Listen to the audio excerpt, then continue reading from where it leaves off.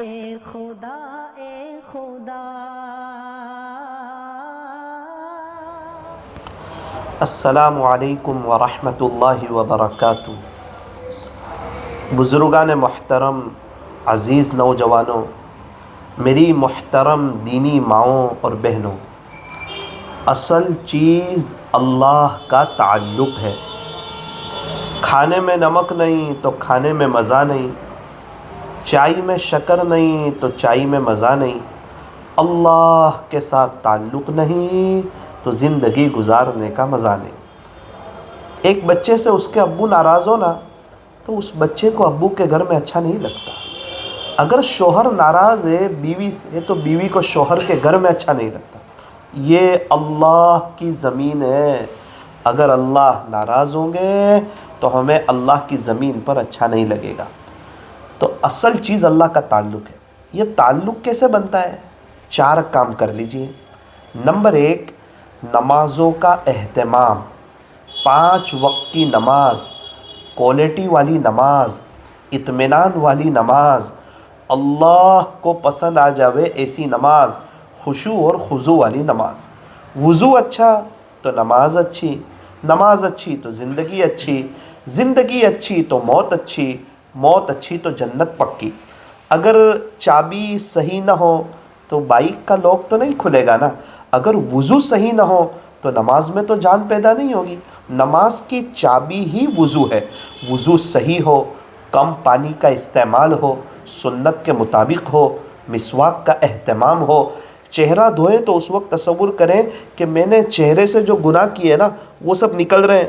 ہاتھ دھوئیں تو اس وقت تصور کریں میں نے ہاتھ سے جو گناہ کیے وہ نکل رہے ہیں۔ سر کا مسح کریں تو تصور کریں کہ میں نے جو غلط سوچا وہ گناہ نکل رہے ہیں۔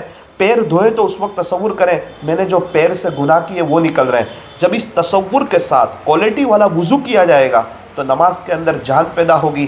نماز میں کھڑے ہو تو سوچے میں اپنے اللہ کے سامنے کھڑا ہوں، اپنے رب کے سامنے کھڑا ہوں۔ انسان کسی اللہ والے کے سامنے کھڑا ہوتا ہے بڑا ادب سے کھڑا ہوتا ہے۔ ارے سارے اللہ والوں کے رب، نبیوں کے رب، ولیوں کے رب، شہنشاہ اس اللہ کے سامنے کھڑے ہیں، ادب کے ساتھ کھڑے رہیں۔ سوچے کیا پتہ یہ زندگی کی آخری نماز ہو، دوبارہ موقع نہ ملے، انتقال ہو جائے۔ ہر نماز زندگی کی آخری نماز سمجھتے ہوئے پڑھیں۔ اللہ اکبر منہ بھر کے کہیں اللہ سب سے بڑا ہے۔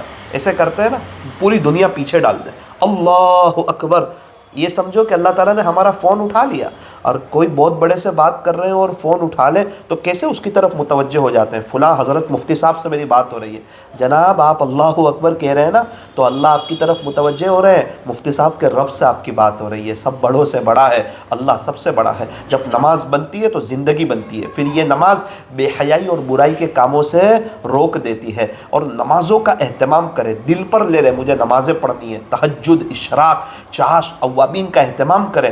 ارے کعبۃ اللہ کا طواف کبھی رکتا ہے کیا؟ کبھی نہیں رکتا نا۔ فرض نماز کھڑی ہوتی ہے تو رک جاتا ہے۔ نماز کی وہ شان ہے جو کعبۃ اللہ کے طواف کو روک دیتی ہے۔ تو اے انسان، تیرے کام کاج اور تیرے کاروبار اور تیری راتوں کی میٹھی نیند کی کیا حیثیت ہے جس کی وجہ سے تو نمازیں آگے پیچھے کر دیتا ہے؟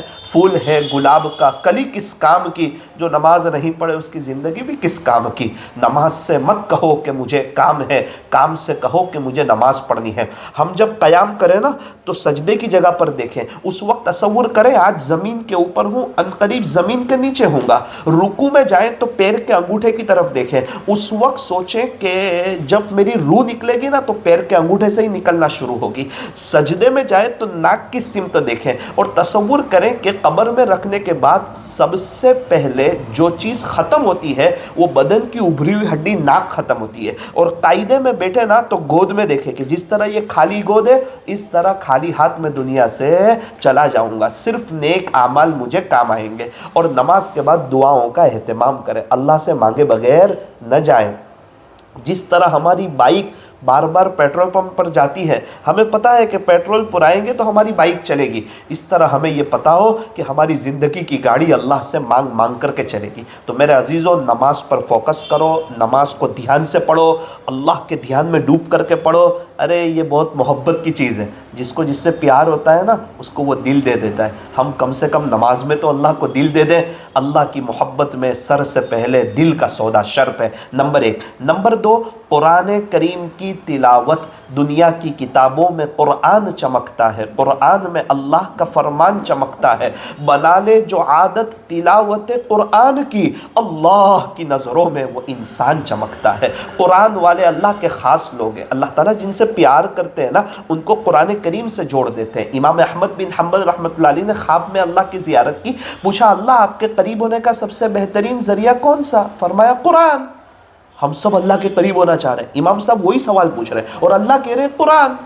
سمجھ کر پڑھے تو یا بغیر سمجھے پڑھے تو بھی؟ اللہ نے فرمایا احمد بن حنبل سمجھ کر پڑھے تو بھی اور بغیر سمجھے پڑھے تو بھی، میرے قریب ہونے کا سب سے بہترین ذریعہ ہے قرآن۔ اے مومن تیرے ہاتھ میں ہو قرآن اور تو ہو پریشان، ایسا ہو نہیں سکتا۔ قرآن کریم کو سینے سے لگائیں، روزانہ قرآن کریم کی تلاوت کریں۔ ایک حرف پر اللہ 10 تولہ سونا نہیں دے گا۔ 10 تولے سونے کا کیا آئے گا؟ 12.5 لاکھ روپے آئیں گے اور وہ سب ختم ہو جائے گا۔ فرمایا ایک حرف پہ اللہ 10 نیکیاں دے گا۔ یہ آخرت کی کرنسی ہے، یہ باقی رہنے والی چیز ہے۔ ایک حرف پہ 10 نیکیاں۔ اگر وقت کا بادشاہ اعلان کرے ایک حرف پہ 10 پاؤنڈ، ساری دکان بند ہو جائے گی، سب لوگ قرآن کریم لے کر بیٹھ جائیں گے۔ بادشاہوں کا بادشاہ کہہ رہا ہے ایک حرف پہ 10 نیکیاں۔ آج موقع ہے، روزانہ ایک پارہ پڑھ لو، ہر مہینے ایک قرآن، 11 مہینے میں 11 قرآن، رمضان میں 4 قرآن۔ مسلمان کو چاہیے کہ ہر سال 15 قرآن پڑھنے کا اہتمام کرے اور اپنے بچوں کو حافظ عالم بنائے۔ نمبر 3، روزانہ درود پاک کا اہتمام کرو۔ انگوٹھی والی تسبیح اپنے ہاتھ میں بھرا لو۔ ہمارے نبی صلی اللہ علیہ وسلم کے ہم پر احسانات بہت ہیں۔ آپ 23 سال تک ہمارے لیے روتے رہے، میری امت میری امت میری امت۔ دنیا سے جا رہے ہیں، پردہ فرما رہے ہیں اور جبرائیل امین سے کہہ رہے ہیں پہلے میرے اللہ کو پوچھ کے آؤ میرے جانے کے بعد میری امت کے ساتھ کیا معاملہ کرے گا۔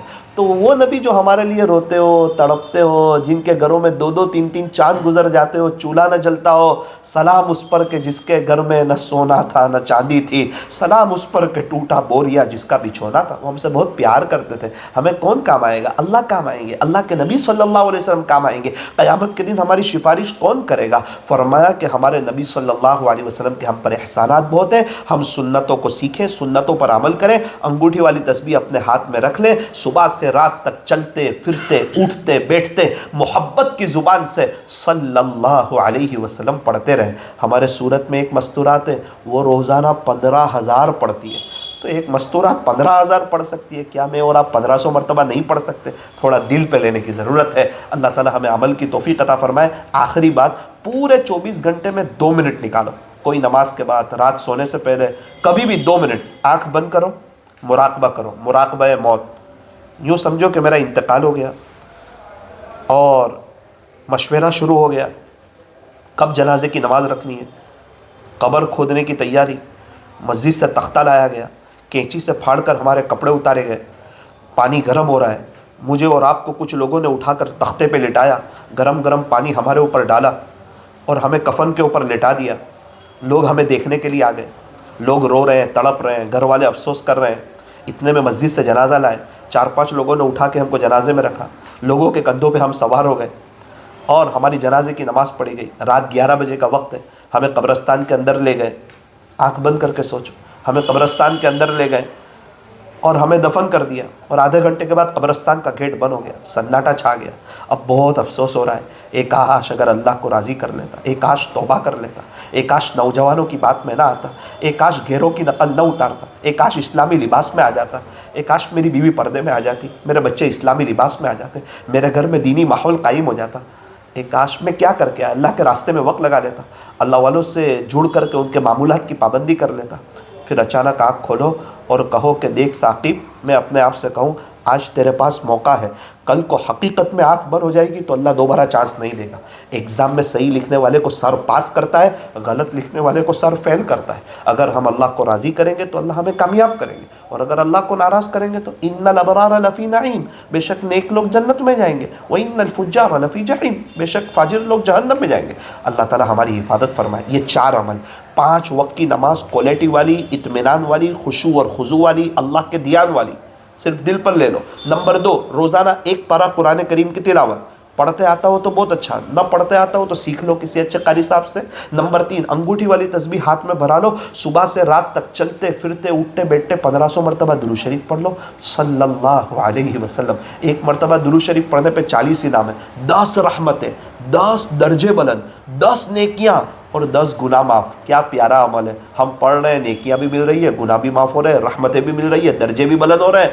तुम दुरूद पाक ज़्यादा पढ़ो, गुंबद खजरा वाले से तुम्हारा भी राब्ता हो जाएगा, सारी परेशानियां ख़त्म हो सकती है। शर्त यह है कि दुरूद शरीफ के पढ़ने में इजाफा कर दिया जाए और मौत का मुराकबा, और ये चारों अमल के बाद दुआओं का एहतमाम। अपने घर में रोज़ाना फ़ज़ाइल अमाल की तालीम करो, ये बहुत अहम क्लिप है, इस पर अमल करना शुरू करो। पहले ही दिन से अल्लाह के साथ ताल्लुक़ जोड़ना शुरू हो जाएगा। और याद रखना, आपकी क्या जायज़ तमन्ना है, आपकी क्या परेशानी है। कोई जादू है, असरात है, तकलीफ़ है, कोई बड़ा घर चाहिए, बार बार हज उम्रे में जाना है, आपको कोई बड़ा बिजनेस चाहिए, ये वो अमल आपको बताएं जो पहाड़ तोड़ दे। इन चारों अमलों के बाद दुआ करो, देखो इंशाअल्लाह अल्लाह आपकी हर जायज़ तमन्ना पूरी कर लेंगे। अल्लाह ताला हम तमाम को अपना ताल्लुक़ नसीब फरमाए। अस्सलामु अलैकुम व रहमतुल्लाहि व बरकातुहू।